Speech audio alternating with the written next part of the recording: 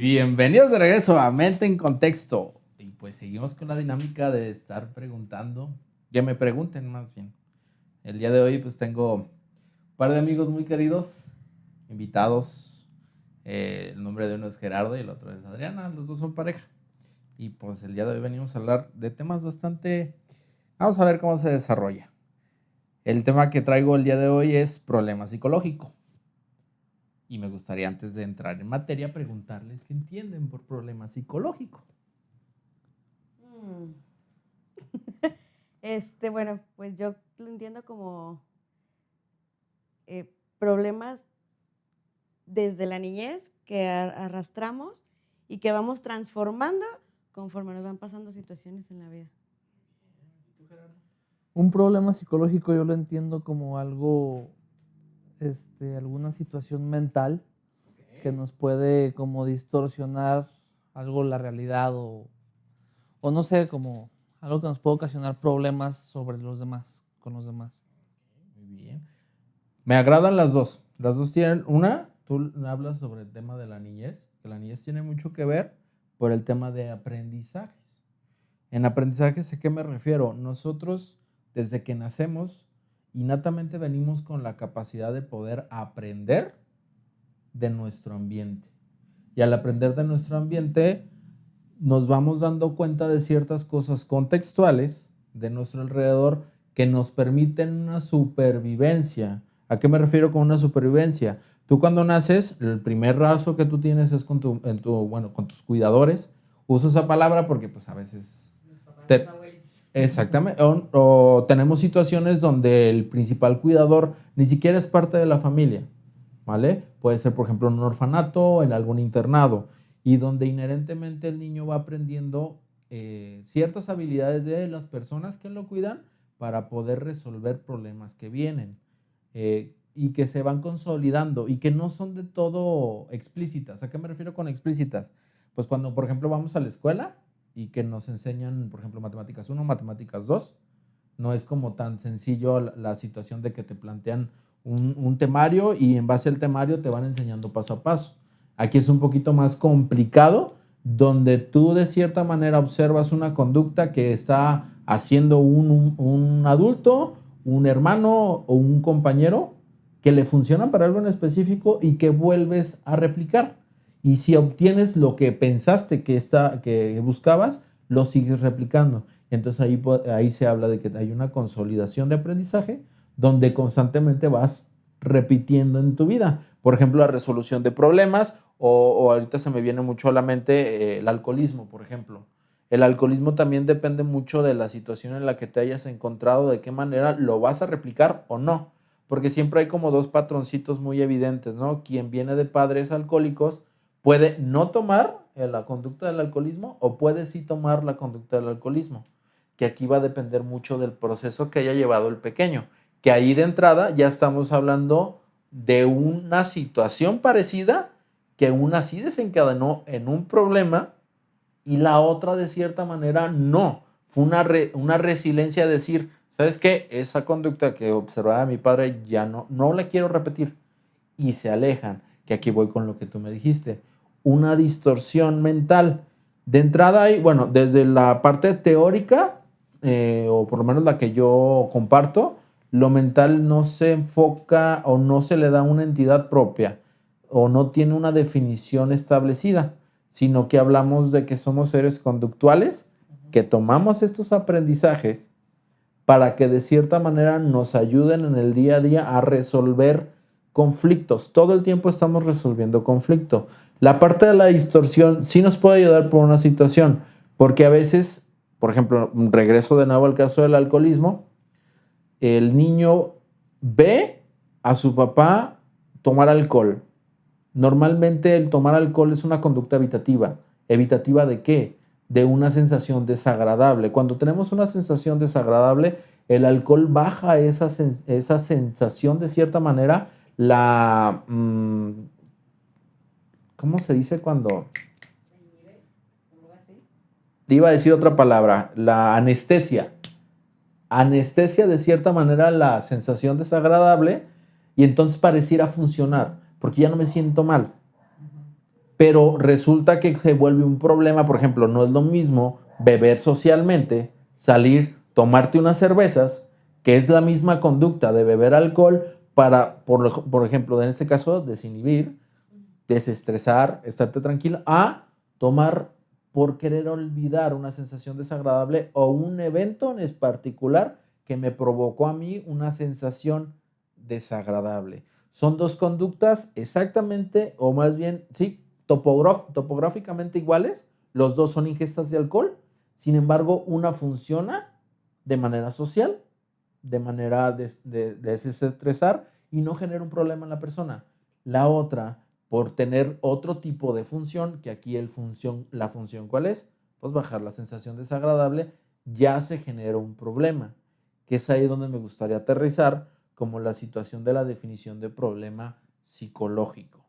¿A qué me refiero con problema psicológico? Es un evento en el cual tú te encontraste contextualmente, al cual no fuiste capaz de resolver con las herramientas que tienes o que tenías en ese momento.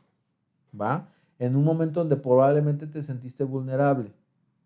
Y esa crisis detonó de cierta manera más conductas que te sumieron en el bucle. Por ejemplo, cuando no encontramos trabajo. Podemos tener esa sensación de estar repartiendo currículums, de estar mandando solicitudes y saliendo de la pandemia, por ejemplo, o entrando en la pandemia, donde se volvió un problema contextual de todo, pues de todo México, incluso de todo el mundo. Y el hecho de que no encontraras trabajo era algo normal, era algo esperado por la situación actual. Sin embargo, esa situación de frustración pudo traer más consecuencias y se pudo convertir en un problema psicológico. ¿Cuál es? Llegar a tu casa con ese tema, con esa situación de frustración y encontrarte con cierta invalidación en tu contexto de cómo chingados no has encontrado trabajo, las cuentas se tienen que pagar, tienes que hacer esto, tú eres el hombre de la casa, o sabes que eres mamá soltera y tienes que salir adelante con tu pequeño. Todo ese tipo de situaciones van generando o van minando en la persona a ahora sí convertirse en un problema psicológico. ¿Por qué? Porque va a ser ciertas conductas que lo van a alejar de su objetivo. Si ya no puedo, si no me dan trabajo, pues puedo recurrir al alcoholismo, puedo recurrir al incluso que subieron en la pandemia el tema de la violencia intrafamiliar, de esa frustración no darle su lugar. Es normal que te sientas frustrado. Sin embargo, si llegas como a negar que no tengo que sentirme así, tienes explosiones. Pero también puede ser provocada, o sea, obviamente por un tercero, pero también por los mismos problemas emocionales que traigas tú, ¿no? Porque, por ejemplo, tomando el mismo caso del trabajo, puede ser que, un ejemplo, ¿no? Yo se le diga, no te preocupes, todo va a salir bien, trato de ser cariñosa porque sé que se va a agüitar.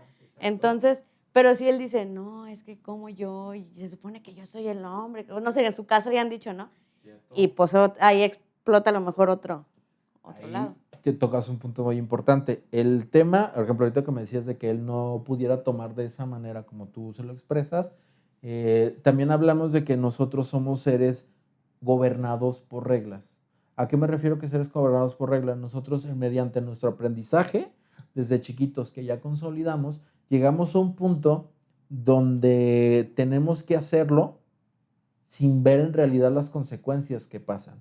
El machismo, por ejemplo. Tienes que salir a huevo. A pesar de que tú, como pareja de Gerardo, digas, no hay bronca, güey. ¿Te entiendo?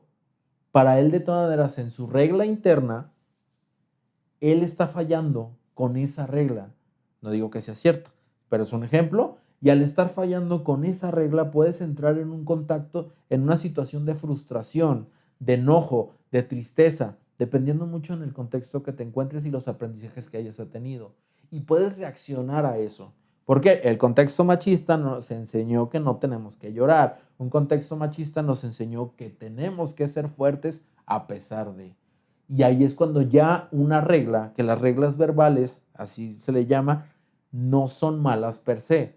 ¿Por qué? Porque mediante esas reglas nuestro comportamiento está regulado por una interacción social. El problema viene cuando son tan rígidas que a pesar de que mi pareja me diga, no hay problema, entiendo que no hayas conseguido trabajo, la situación está de la verga, no te preocupes, vamos a ver qué hacemos. puede que la pareja diga, no, güey, es que no me estás entendiendo.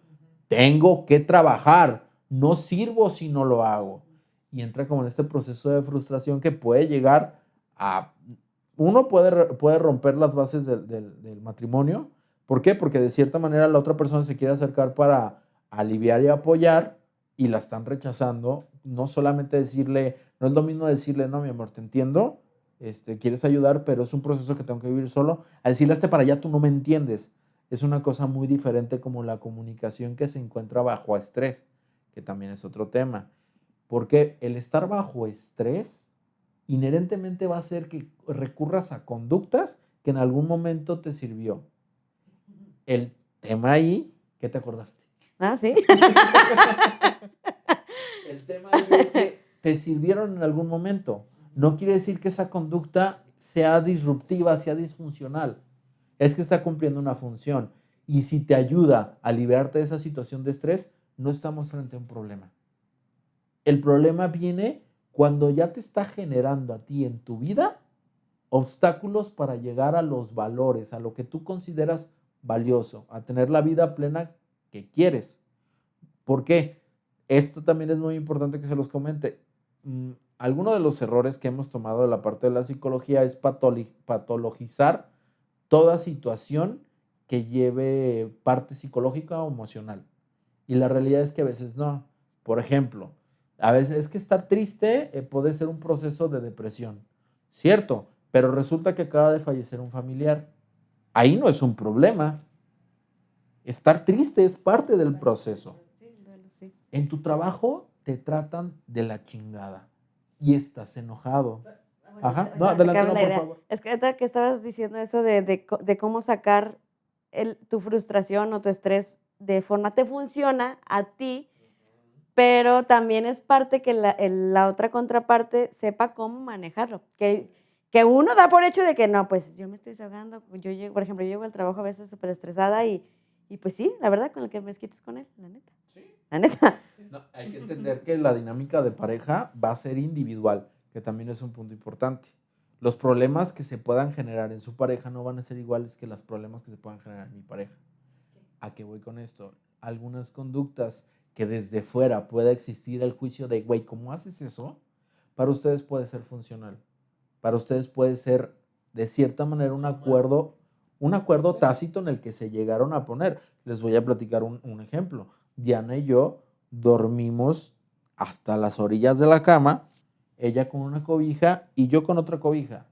Unos dirán, güey, ¿qué pedo? ¿No se quieren? No es que no nos queramos, pero creo que fue una de las cosas que más nos unió.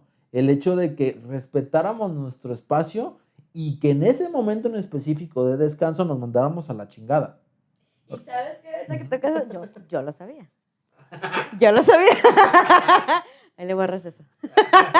Aquí lo borramos. Y yo le dije, ¿sabes qué? Hay que intentarlo.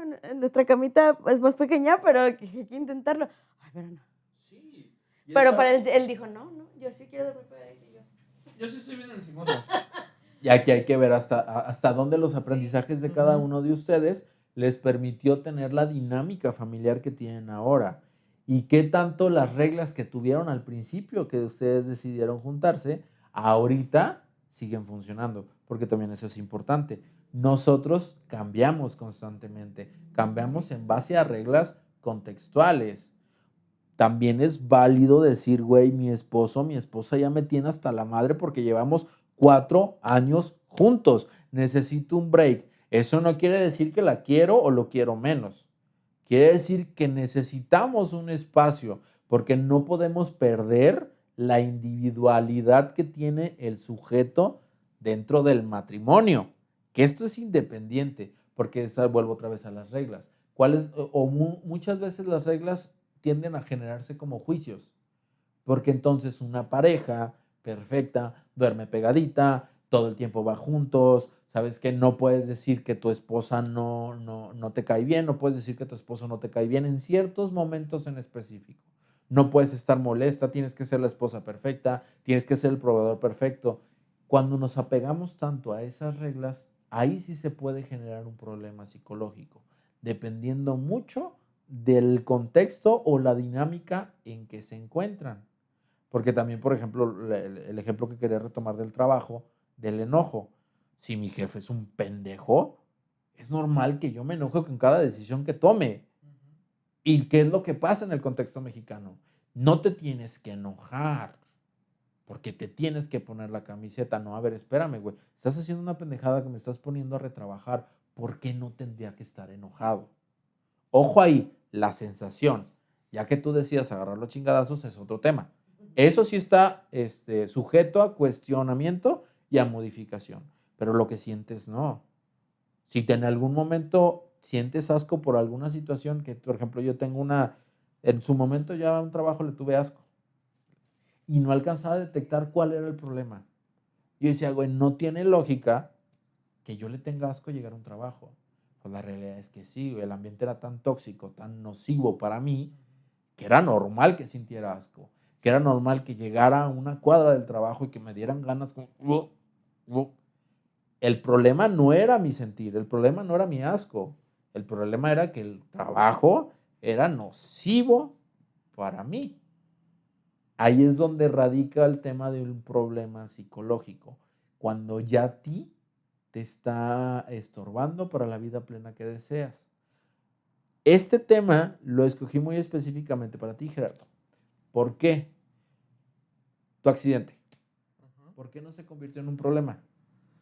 Porque, bueno, para mí ese accidente que tuve sí fue una fase muy difícil porque me convirtió en mi pensar, o sea, yo estuve mucho tiempo que no era autosuficiente para absolutamente nada, o sea, no me podía ni siquiera girar en la cama solo. Entonces, mi fuerte fue Adriana, que todavía ni siquiera estábamos casados, pero fue quien me sacó adelante, me dio depresión, o sea, sí tuve una depresión muy fuerte, pero la parte más pesada pues, se la llevó ella, porque ella es quien estaba ahí adelante y échale ganas y si se puede, y ya te paraste, ya caminaste, ya dejaste las muletas, pero o sea, yo en mi frustración me encerraba en mi mundo de no quiero a nadie, hagan todos para allá, pero sí, o sea, todo recae en que si tienes el apoyo de la gente, pues puedes hacer lo que quieras, ¿no? O sea, puedes salir adelante de cualquier situación. Porque ahí el punto muy, muy nuclear al que quiero llegar es que para poner en contexto, tuviste un accidente muy grave donde sufriste pues casi la pérdida de un miembro y que tuviste una recuperación muy buena. El por qué no se convirtió en un problema en ese momento tiene una característica. Como dices, no estuviste solo y creo que también tienes una buena capacidad de resiliencia desde que te conozco. Y es importante porque a pesar, ¿recibiste tratamiento psicológico después de esto? Psicológico no. Eso es importante porque no todo lo que nos pasa en nuestro día a día tiene que parar en un problema psicológico. Fíjate que tuve la opción, o sea, me lo ofrecieron. Me ofrecieron el tratamiento psicológico y yo no lo quise porque pues yo me quise sentir el fuerte y no pasa nada, no lo necesito. Tiempo después fue que, oye, o sea, sí la regué, o sea, bien me pudieron haber ayudado y otra historia pudo haber sido, ¿no? No me refiero a que, perdón, no me refiero a que haya sido un mal desenlace, pero pudo haber sido diferente con la ayuda necesaria. Lo que yo te podría decir es que hubiera sido más efectivo tu proceso. ¿A qué me refiero? Si hubiera partido por mitad, por ejemplo, si hubieras decidido acudir a un psicólogo. Aquí lo que quiero dejar como muy claro es que la situación inherentemente fue mejorando. Tu salud fue mejorando. Incluso puedo atreverme a decir que su relación se alcanzó a amalgamar más. Pues ahí nos casamos. Cabroncísimo.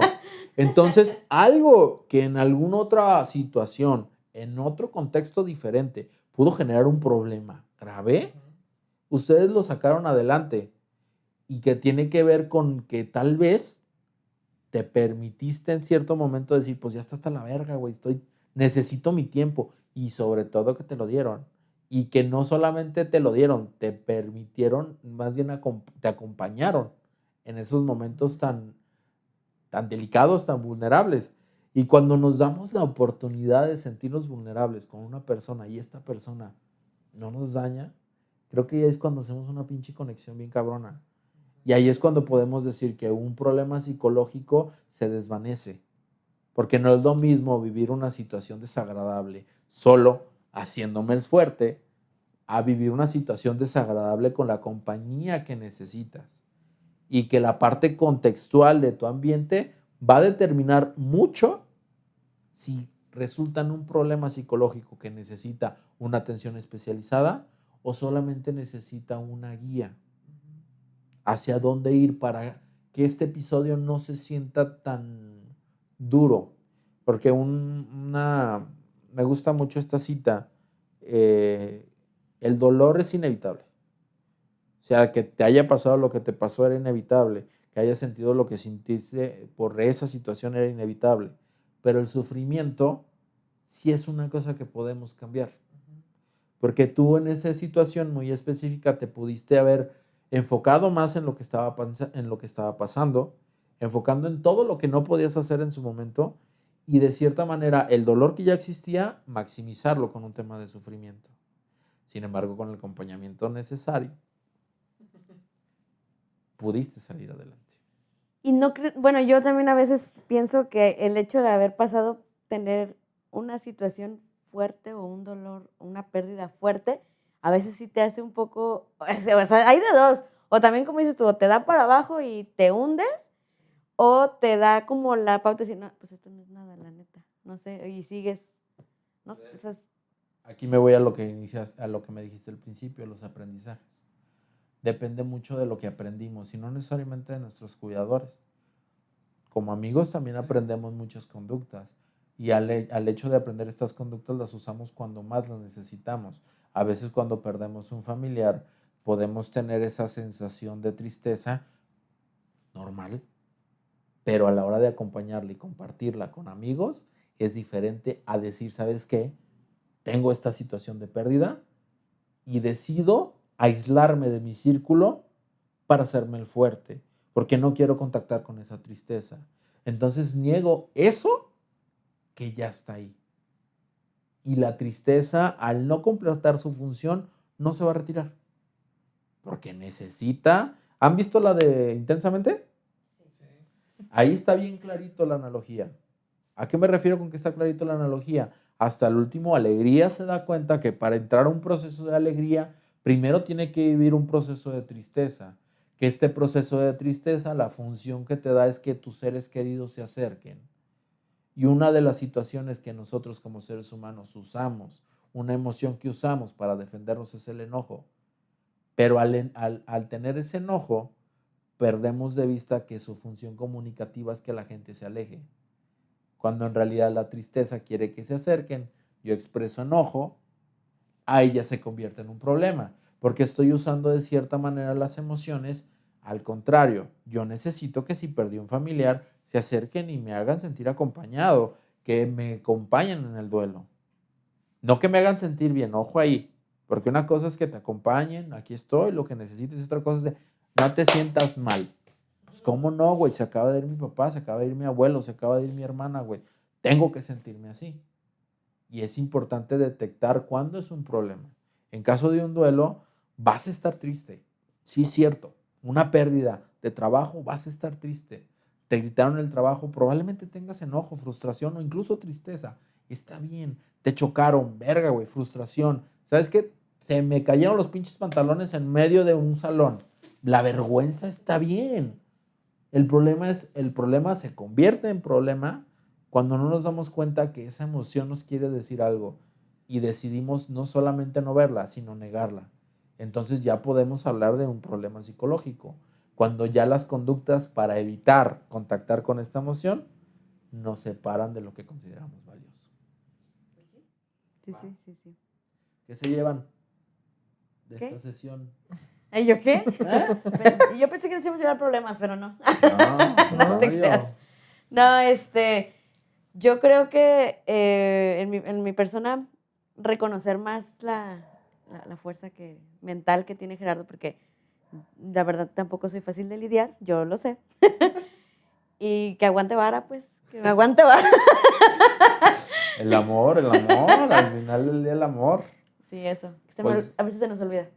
Ay, sí, ahorita hablamos de eso. Parte Pues 2. todo por el día de hoy. Nos vemos la siguiente semana. Ya saben, síganos en redes. Adiós. Aquí van a aparecer la de los 3. Ah, que sí.